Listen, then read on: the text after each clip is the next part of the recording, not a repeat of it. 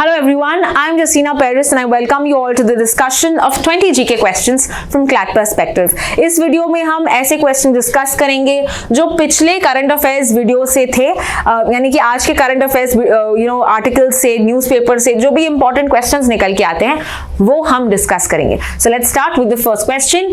अप्रैल 22 क्या मनाते हैं हम? Very very easy question. It is celebrated as Earth Day and it was because of the protest and the activities of a senator of the US जिनका हमने देखा था, name is Gaylord. Okay, he started this particular celebration of Earth Day. Next is, what is the theme of Earth Day? क्या है इस साल का theme? It is our power, our planet. Our power, our planet. This is B. Let's proceed to the next article. Next question is, where was the world's first market for trading particulate matter emissions launched? What is your answer? Yes, it is सूरत, गुजरात में. इसका यहाँ पे हम देखते हैं first, world का first है, ठीक है, और ये 2019 में स्टार्ट हुआ था, 2019 में स्टार्ट हुआ था. Clear? And according to a study 30% यहाँ पे पोल्यूशन कम हुआ है या कर्टेल किया है because of this particular scheme. Let's proceed to the next one. What is the purpose of permits in ETS, यानी कि एमिशन ट्रेडिंग स्कीम में पर्पस क्या है? ताकि तुम लिमिट कर सको कितना पोल्यूशन कर सकता है या रेगुलेट कर सको. So what is your answer? The answer is B. Okay, the permit is to ensure कि तुम यहाँ पे कुछ ही पोल्यूशन कर सको, ना कि unlimited pollution. So that is your answer. Question number 5 है कि which are the non member observer states. Non member observer states of the UN, आज के आर्टिकल में बताया था मैंने कि दोनों पैलेस्टीन और Holy See is the answer. So answer is both A and B. अगला क्वेश्चन है, which of the following statements is true about UN observer state. Observer state किसको कहते हैं? ऑब्जर्वर स्टेट उसको कहते हैं जो पार्टिसिपेट कर सकता है in general assembly, United Nation general assembly, but does not have the power to vote. So what is your answer? The answer is this, option B. ठीक है, so that is your answer. Let's proceed to the next question.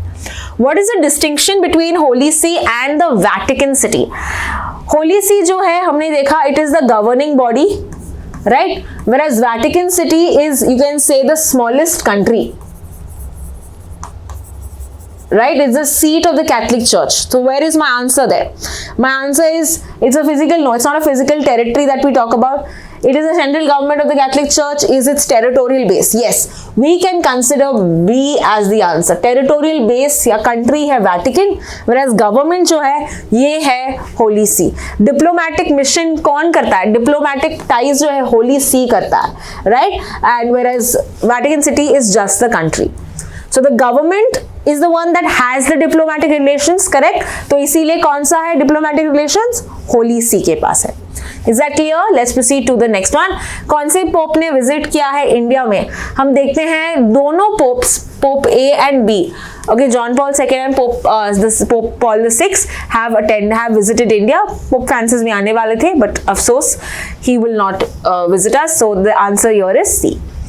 Next question. Question number 9, what is Article 142 related to? And that is related to Supreme Court's power to provide complete justice. यहाँ पे directives दे सकता है Supreme Court, आदेश दे सकता है कि तुम ऐसा काम करो. Executive को दे सकता है, Parliament को दे सकता है कि ऐसे law बनाओ, right? So that is option C. So some exceptional, extraordinary power that has been criticized by also our Vice President. Let's proceed to the next question. Doctrine of Parliamentary Sovereignty कहाँ से आया है? Parliamentary Sovereignty जो है ये UK का concept है, whereas US follows Judicial Supremacy. Okay? India में क्या है? इंडिया में हाइब्रिड है, यानी दोनों. हमारी पार्लियामेंट भी सॉवरेन है, हमारे जुडिशियल भी सुप्रीमेसी है, हमारा कॉन्स्टिट्यूशनल भी, हमारा कॉन्स्टिट्यूशन संविधान जो है ये भी सॉवरेन है, ये भी सुप्रीम है. ठीक है, हमारे में सब कुछ है. We are a hybrid model. Next one, what is the present strength of जजेस? आज के आर्टिकल में देखा था सुप्रीम कोर्ट में कितने जजेस हैं? वी हैव 34 जजेस. 33 हाई कोर्ट, 33 इज द जजेस of the supreme court plus 1 which is the CJI. Therefore answer is C. Next question, who decides the strength of the जजेस ऑफ द सुप्रीम कोर्ट? ये decide करते हैं by the law of the parliament and therefore your answer is A. So we started out with 8 Supreme Court judges and then we increased it gradually. Doctrine of basic structure क्या है, या basic structure doctrine क्या है?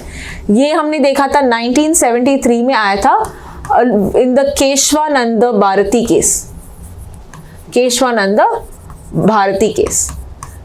सो इस particular doctrine में ये judicial एक case के दौरान आया था, राइट। इसमें कहा गया था कि कुछ फीचर्स होंगे, ऐसे कुछ 20 फीचर्स होंगे ऑफ द कॉन्स्टिट्यूशन जो आप अमेंड नहीं कर सकते हो, can not be amended by the parliament. अगर तुम पार्लियामेंट लॉ बना के इनको अमेंड किया then this law will be invalid, it will be void. तो आप ऐसे सेक्युलरिज्म है, फेडरलिज्म है, with regard to separation of powers हैं, ये तुम बदल नहीं सकते, ठीक है। So that is what is basic structure and the answer to this is B. How many substances are classified as rare earth elements? What is your answer? Answer is 17, ठीक है। टोटल 17 रेयर अर्थ एलिमेंट्स हैं। India ने कितने critical minerals notify किए हैं? हमारे critical minerals India में है 30, total there are 30 critical minerals, okay, notified by the Ministry of Mines. What makes rare earth elements rare? Interesting question. And the answer to this is they are difficult to isolate and chemically, chemically and make usable. तो बहुत difficult होता है उसको extract करने में, process करने में, इसीलिए उसको हम rare कहते हैं। They are completely, they are found abundant, बहुत मिलता है, but it does not mean actual में वो rare है, ठीक है।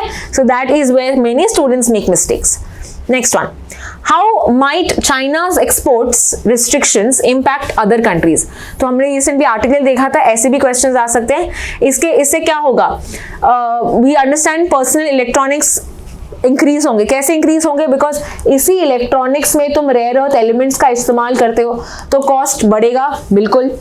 नेक्स्ट, ये सप्लाई चेन को डिसरप्ट करेगा, yes, okay, that is because यहाँ पे रेयर अर्थ अगर एलिमेंट्स नहीं मिलेंगे देन सप्लाई चेन यहाँ पे मिसमैच होगा। इसके अलावा ये forces countries to develop their own, ये भी करेक्ट है, इंडिया भी खुद का डेवलप कर रहा है ताकि वो दूसरे कंट्री पे निर्भर ना हो। So therefore the answer is all of the above, answer is D. Let's proceed to the next question. What is the name of India's strategic initiative to secure its critical minerals? तो यहाँ पे हमने खुद का एक mission बनाया है, okay, last year हमने रिलीज किया था, national critical minerals mission. Answer इसका है C. Next question, which of the following is not a characteristic of rare earth element?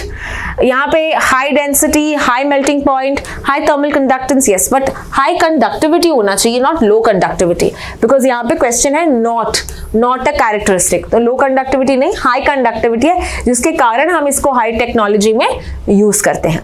अगला क्वेश्चन है approximately what percentage of rare earth elements are found in India? तो यहाँ पे answer है 6th, और अगर रैंक पूछा था what would have been your answer? Rank would be 5th. Which is the first rank?